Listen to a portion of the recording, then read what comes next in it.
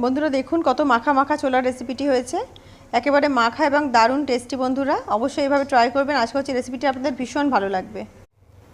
বন্ধুরা আজকে আপনাদের সঙ্গে শেয়ার করব কালা চানা ভুনা রেসিপি। দারুণ মজাদার টেস্টি এই রেসিপিটি বন্ধুরা, আর আমি এতটাই সহজ পদ্ধতিতে বানাবো যে কোনো খাটনিই হবে না এতে, কিন্তু দুর্দান্ত রেসিপিটি হবে বন্ধুরা, অসাধারণ টেস্ট। কেউ ভাবতেই পারবে না যে কত সহজভাবে এটাকে আপনারা বানিয়েছেন। তো বন্ধুরা রেসিপিটি কিন্তু পুরো প্রথম থেকে শেষ পর্যন্ত দেখবেন, আপনাদের কাছে রিকোয়েস্ট রইল। আর রেসিপিটি যদি আপনাদের ভালো লেগে থাকে অবশ্যই আমার চ্যানেলকে একটা লাইক, শেয়ার এবং সাবস্ক্রাইব করে আমার সঙ্গে থাকবেন। রেসিপিটি কিন্তু দারুণ হতে চলেছে বন্ধুরা, একেবারেই মিস করবেন না। তো সময় নষ্ট না করে চলুন রেসিপিটি শুরু করা যাক। তো আমি আজকে শেয়ার করব আপনাদের সঙ্গে ছোলা রেসিপি, বিকজ ইফতারে আমরা ছোলাটা প্রতিদিনই বানাই।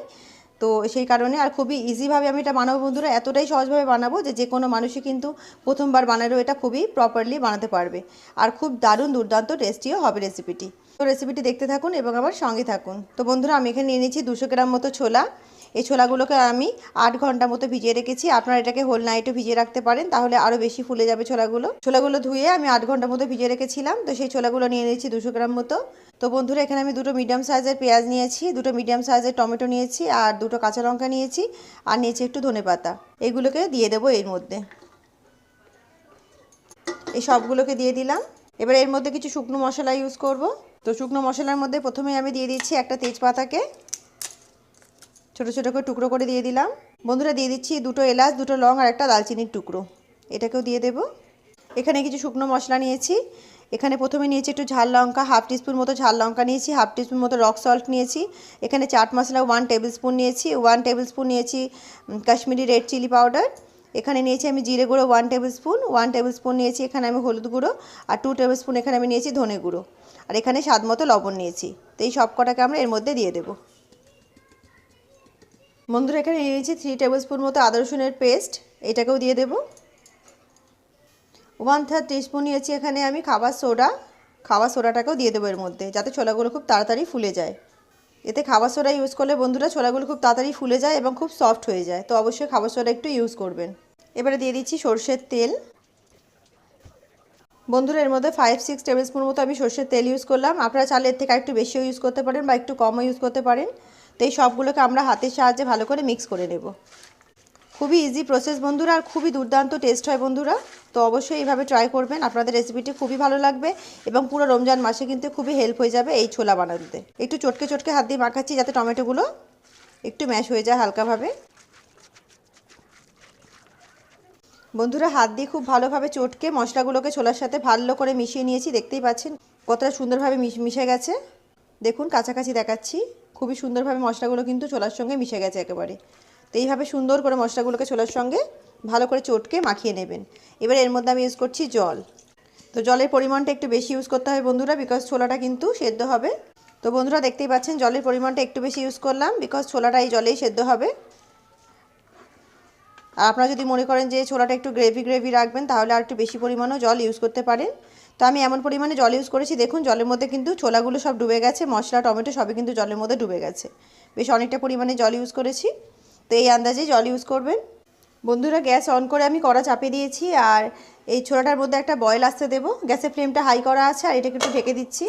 এটাকে ঢেকে এটার মধ্যে একটা বয়েল আসতে দেবো। যতক্ষণ না বয়েল আসে ততক্ষণ গ্যাসের ফ্লেমটা আমরা হাইতেই রেখে দেবো। বন্ধুরা দেখুন ছোলাটার মধ্যে কিন্তু বয়েল এসে গেছে,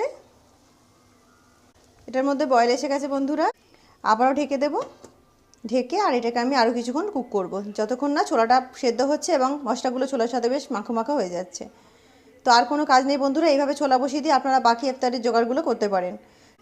তো লো টু মিডিয়াম ফ্লেমে ছোলাটাকে কিছুক্ষণ হতে দেবো। হাতে সময় বেশি থাকলে লো ফ্লেমে করবেন, আর হাতে যদি সময় কম থাকে তাহলে লো টু মিডিয়াম রেখেই করবেন। তো লো টু মিডিয়াম রেখে ছোলাটাকে আমি এইভাবে কুক করবো বন্ধুরা। খুব হাই ফ্লেমে করলে খুব তাড়াতাড়ি জলটা শুকিয়ে যাবে, কিন্তু ছোলাগুলো ভালোভাবে প্রপারলি সেদ্ধ হবে না, সেই কারণে লো টু মিডিয়াম রেখেই করবেন।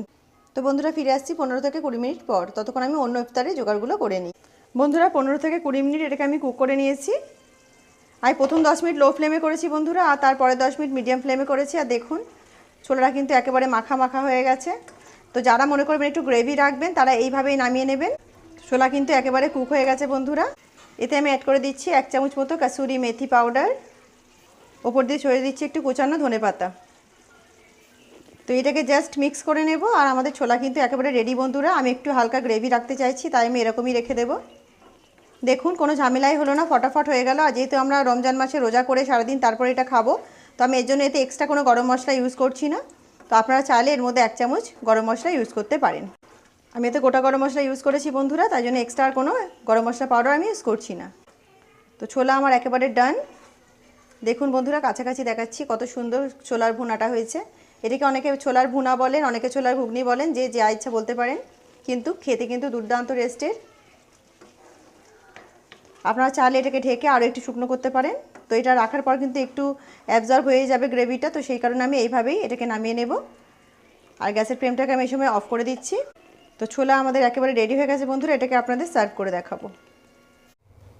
বন্ধুরা সার্ভ করে দিচ্ছি দুর্দান্ত টেস্টের কালা চানা ভুনা রেসিপিটি অসাধারণ টেস্টের বন্ধুরা। রেসিপিটি যদি আপনাদের ভালো লেগে থাকে অবশ্যই আমার চ্যানেলকে লাইক, শেয়ার এবং সাবস্ক্রাইব করে আমার সঙ্গে থাকবেন। রেসিপিটি পুরো দেখার জন্য আপনাদের সকলকে জানাই অসংখ্য ধন্যবাদ। তো দেখা হচ্ছে একটা অন্য নতুন রেসিপির সঙ্গে। ততক্ষণ সবাই ভালো থাকুন, সুস্থ থাকুন। আল্লাহ হাফিজ।